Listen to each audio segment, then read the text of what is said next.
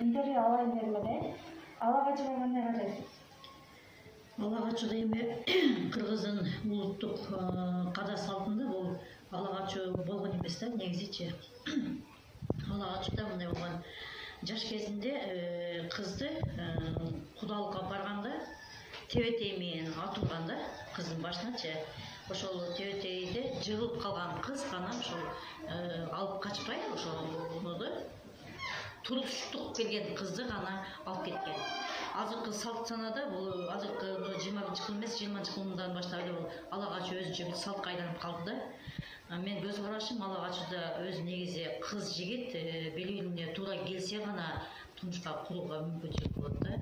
Аны алып качып көп жаштар азыр турмушу бузулуп келишпестик себеби бала менен кыз өзүнүн пикирлери келишпестиктен да ушуну ажырашууга келип кетет. Ошондуктан мен ала качууга каршымын.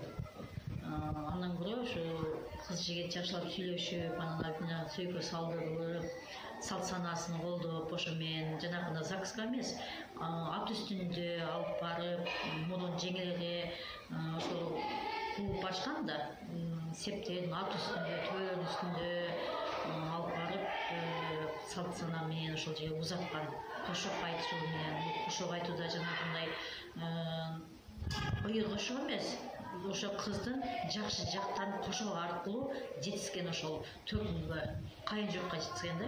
Ошондой салт сана менен алып барса биздин Кыргыздын улуттук салт санасын даңазалаган болот элек да бизче.